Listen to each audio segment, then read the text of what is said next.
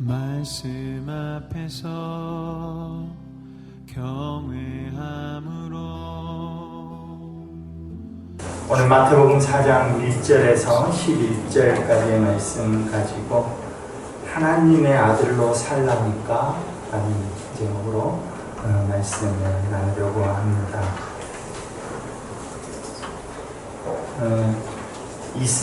지금 이스라엘이 어느 상황에 처해 있느냐 하는 것은 먼저 우리가 생각을 해 봐야 될 것 같습니다. 지금 이스라엘은 구약시대 때부터 바벨론에 의해 포로로 끌려가고, 그 다음에 정권이 페르시아라는 나라가 바벨론을 이렇게 복속하고, 그리고 이제 다시 로마가 전 세계를 제패하는 그 가운데 이스라엘은 계속해서 그들의 압제를 당하고 있는, 그래서 그런 격변기를 겪고 있는 그런 상황에 처해 있습니다.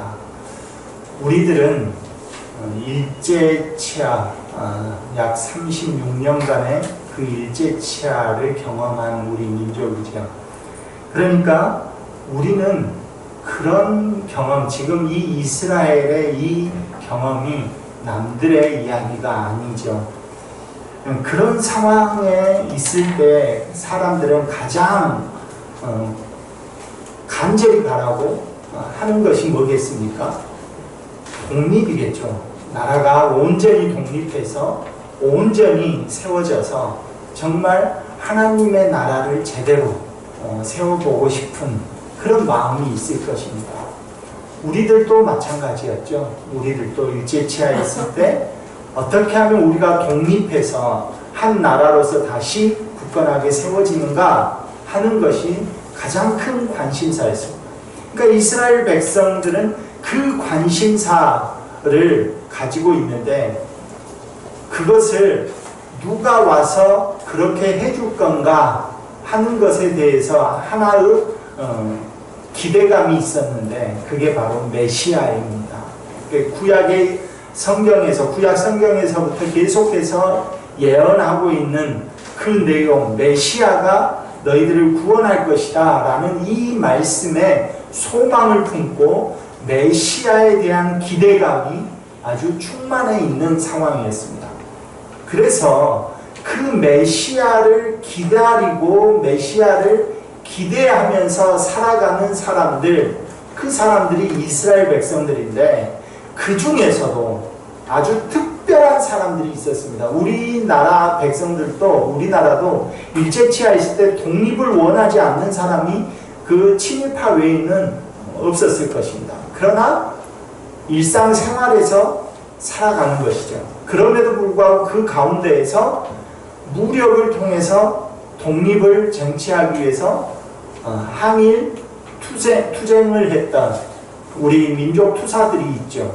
그런 것처럼 이 이스라엘 백성들도, 일반 백성들은 그냥 살아가지만 특별히 메시아를 더 기다리고 소망하면서 살아가는 사람들의 그 부류가 생겨났는데, 그게 우리가 잘 아는 항상 몸속에 칼을 집어들고 살아가는 사람들, 그 열심당원들이 있었고, 그 사람들은 오늘 말씀에서 좀 제외되니까 빼놓고, 오늘 말씀에 보면 세례 요한이 나오죠. 이 사람은 어디에서 산다고 그랬습니까? 광야에서. 또 메뚜기와 석청을 먹으면서 산다고 했죠. 이런 사람들을 에세네파라고 부릅니다. 에세네파. 그래서 광야에서 특별히 속세를 벗어나서 메시아를 기다리면서 살아가는 그 사람들, 이 에세네파가 있었고, 조금 더 자기들만의 공동체를 꾸려서, 동굴 속에서 자기들만의 공동체를 꾸려서 살아가는 사람들, 아마 들어보셨을까요? 쿰난 공동체, 이렇게 두 부류가 있습니다. 그러니까 그런 형식으로 살아갑니다. 그런데 그런 가운데서 예수님께서 지금 세례 요한에게 오신 것입니다. 세례 요한에게 왔더니 뭐를 받습니까? 세례를 받는 것입니다. 근데 그 세례를 받고 물속에 잠겼다가 다시 일어날 때 하늘로부터 엄청난 말이 들리게 됩니다. 그게 뭡니까? 어떤 말입니까? 이는 내 사랑하는 아들이요 또 내 기뻐하는 자라.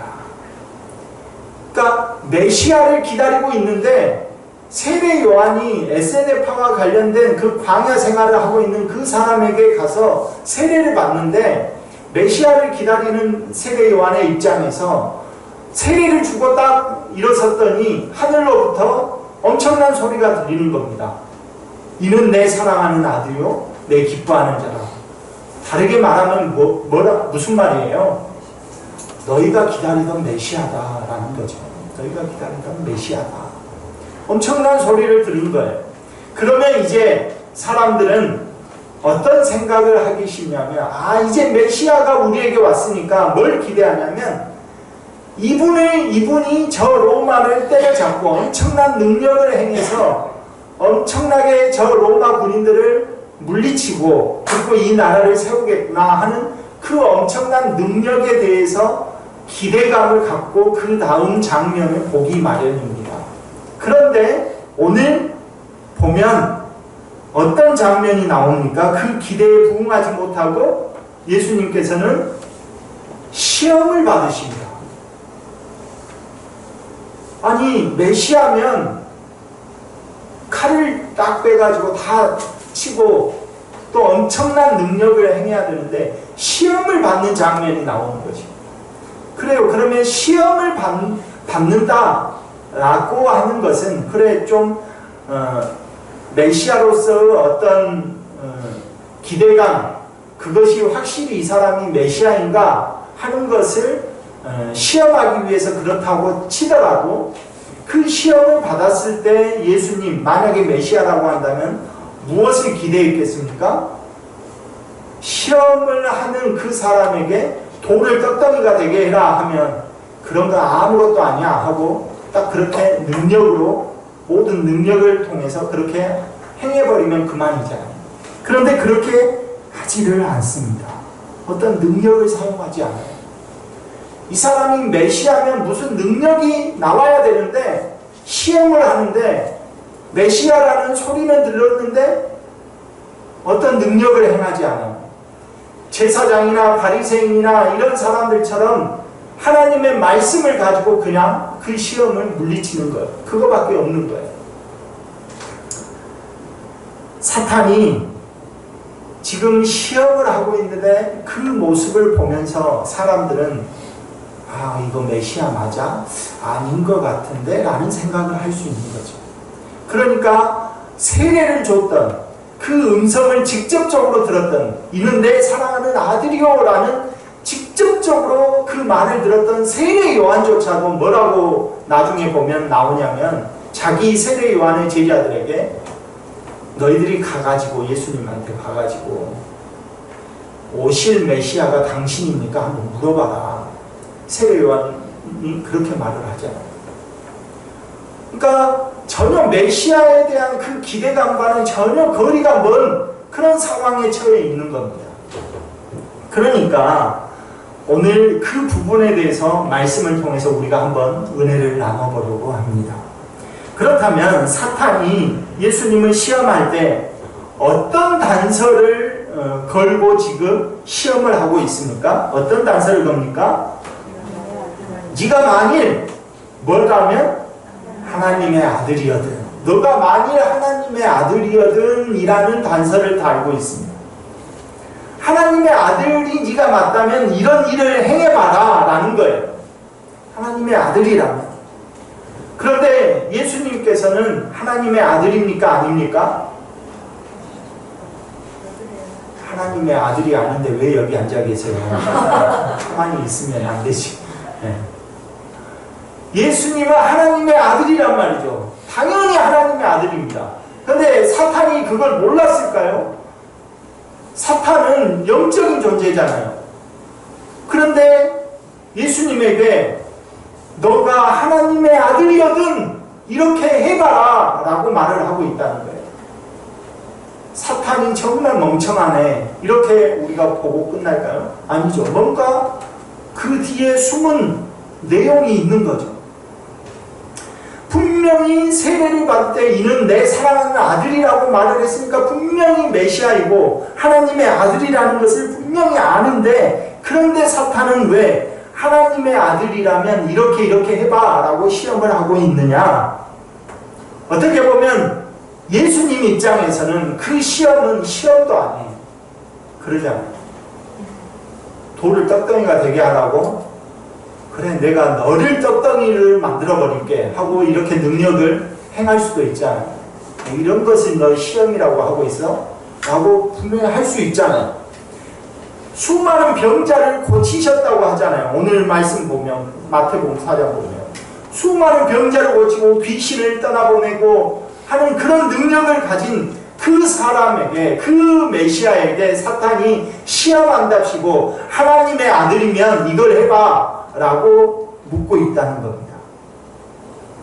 그렇다면 왜 사탄은 그렇게 묻고 있을까? 예수님께서 이 땅에 오신 목적이 뭐죠? 예수님께서 왜 메시아로서 이 땅에 오셨죠? 우리에게 오셨죠? 완전 복음인데, 이것은 복음의 내용을 모르면 안 되는데, 예수님께서 이 땅에 오신 목적이 뭡니까? 네. 우리라 하면 나는 아닌 것 같으니까 나를 나 같은 죄인은 흠없다고 인정하시고 우리의 죄값을 자기가 다 치르시기 위해서 십자가에 흠없는 분이 못 박혀 죽으심으로 우리를 구원하신 것 아닙니까? 그러니까 한마디로 말하면 우리의 죄값을 탕감히 해주고 그리고 우리를 다시 하나님의 자녀로 삼기 위하신 것 아닙니까? 그러려면 인간의 죄값을 치르기 위해서는 인간이 죄가 있으니까 그 값을 치르려면 인간이 값을 치러야 돼요. 그러니까 예수님께서 인간의 몸을 입고 오신 거예요. 윤영신 권사님의 죄값을 치르는데 윤성수 권사님이 죄값을 치러줍니까? 자기가 내가 100만 원을 빌렸는데 그 100만 원을 다른 사람이 갚아줍니까? 아니, 자기가 갚아야 돼요. 그것처럼 인간이 죄를 지었는데 천사가 와서 그 죄값을 탕감하는 거 아니에요. 인간의 몸으로 오셔서 우리의 죄값을 치러주시는 거죠. 그런데 그 인간으로 오실 때에, 그 인간의 몸을 입으실 때에도 인간은 다 태어나면서 죄를 지으니까 유전된, 아담으로부터 그 유전된 그 죄, 흠 있는 그 죄로 죄값을 가지고 태어나니까 예수님도 인간의 몸으로 오실 때 죄값을 가지고 태어나실 위험성이 있잖아요. 그러니까 우리 주님께서는 누구를 통해서? 동정녀, 남자를 알지 못하는 동정녀의 몸을 빌려서 누가 잉태케 하셨어요? 성령님께서 잉태케 하셔서 이 땅에 오신 흠없는 사람으로, 흠없는 인간으로 흠 있는 인간의 죄값을 치르시는 거예요. 그게 주님께서 이 땅에 오신 목적입니다. 이 땅에 오신 목적. 근데 이 땅에 오신 목적을 행하기 위해서 지금 예수님께서 오셨어요. 그런데 사탄은 뭐라고 말하는 거예요? 네가 하나님의 아들이라면 이것을 행해봐 라고 시험하고 있는 거예요. 인간으로서 죄값을 치르기 위해서 십자가를 지셔야 하는 그 사명을 가지고 오신 그 예수님에게 뭐 인간으로 살아, 하나님의 아들로 살라니까. 오늘 제목이 그거예요. 하나님의 아들로 살라니까 뭐 힘들게 십자가를 져. 그냥 하나님의 아들로 살아. 하나님의 아들로서 능력을 발휘해가지고 그냥 이 사람들 구원해. 이 이야기입니다. 너무나 하나님의 아들이기 때문에 너무나 쉬운 일이에요. 그것은 너무나 쉬운 일이기 때문에 하나님의 아들이라면 이렇게 해봐 하는 것은 너무나 식은 죽 먹기이기 때문에 그래, 그렇게 해버릴까? 그래, 그냥 내가 능력을 발휘해가지고 내 손으로 모든 사탄 마귀 때려잡아가지고 그냥 인간들을 구원해야지 이렇게 할 수 있는 거죠. 그러니까 하나님의 그 구원의 사명을 잊어버리도록 하는 거죠. 하나님의 아들로서 살라고 시험을 합니다. 그런데 예수님께서는 어떻게 합니까? 말씀으로 철저하게 인간에게 허락하셨던 그 하나님의 말씀을 가지고 똑같이 인간들이 시험을 이기는 방식으로 똑같이 이겨내십니다. 똑같이. 그러자 사탄이 자기 뜻대로 되지 않으니까 첫 번째 시험과 두 번째 시험은 네가 하나님의 아들이거든 이라고 시험을 해요. 근데 세 번째 마지막 그거 뜻대로 안 되니까 세 번째는 뭐라고 합니까? 네가 나에게 경배하면 이렇게 합니다. 네가 나에게 경배하면 내게 엎드려 경배하면 지금 눈앞에 보이는 모든 것을 내가 네한테 줄게 이렇게 말을 합니다. 이것은 야 하나님의 능력 하나님의 아들로 살기 싫어? 그러면 나를 섬겨 나를 내가 주는 능력을 가지고 그러면 이 능력으로 사람들을 구원해봐 이겁니다. 결국 뭐예요? 이 이야기는 하나님의 아들이어든 이렇게 해라 하는 것과 똑같은 조건이죠. 절대로 인간으로서 십자가를 지지 못하도록 하는 그 사탄의 시험인 것이죠. 하나님의 아들로서 능력을 사용해서 하나님의 아들의 그 능력을 통해서 사람들을 구원하기 싫으면 내가 주는 사탄이 주는 그 능력을 가지고 그러면 구원해봐 라고 하는 겁니다. 인간으로서 힘든 그 십자가의 길을 걷지 말고 하나님의 아들로서 네가 정말 쉽게 할 수 있잖아. 말만 하면 되잖아. 그렇게 쉽게 능력을 발휘하도록 지금 유혹하고 있는 것이죠. 오늘 이 말씀을 보면서 오늘 우리들에게도 주시는 그 하나님의 은혜가 있기를 소망합니다. 우리는 정말 내가 쉽게 할 수 있는 일들로 시험을 줄 때가 많이 있습니다. 우리 주님께서도 정말로 쉽게 할 수 있는 일을 통해서 시험하죠, 사탄이. 만약에 주님께서 당하신 시험, 너가 하나님의 아들이면 돌이 떡덩이가 되게 해봐라 하는 이 시험을 저에게, 만약 그 사탄이 저에게 야 규상아 이 돌을 떡덩이가 되게 해봐 라고 시험을 했다면 저에게는 그게 시험일까요? 아닐까요? 아니죠. 그거는 시험이 아니죠. 왜? 왜 그렇습니까? 저는 그거 할 수 있는 능력이 없어요. 제가 돌이 떡덩이가 되게 했다면 제가 여기 있겠습니까? 저 하늘에서 놀고 있지. 그러지 않아요. 그러니까 그런 것은 저에게 아무 시험거리가 안 돼요. 시험거리가 안 됩니다. 어쩌면 저에게 반대로 이렇게 시험하면 저는 어쩌면 시험에 걸릴 수도 있어요. 예를 든다면 이런 거예요. 야, 새벽 기도에 잘 오지도 않잖아. 그냥 새벽 기도에 쉬고 수요 기도회도 잘 안 되는데 수요 기도회로 몰빵해. 새벽 기도 그냥 문 닫고 수요 기도회로 집중해서 성도들을 수요 기도에 나오게 해서 수요 기도회만 해. 이렇게 시험한다면 그것은 저에게 시험이 될까요? 안 될까요? 그것은 엄청난 시험이 되죠. 왜? 제가 충분히 할 수 있으니까 그것은. 새벽 기도회를 그냥 끊고 수요 기도회에 몰빵하자 할 수 있잖아요. 더불어 또 어떤 명분도 있어요. 아니, 수요 기도회를 살려보자는데 수요 기도회를 몰빵하자는데 정말 예배를 지금 성도들이 안 나오는 그 수요 기도회 예배를 집중해서 좀 나오게 하라는데 그런 명분이 있잖아요. 그러니까 얼마든지 그걸 할 수 있거든요. 그런 시험에 우리는 많이 걸려듭니다. 어쩌면 우리들도 이런 시험을 많이 접하고 있을지 모릅니다. 많이 접하고 있을지 몰라요.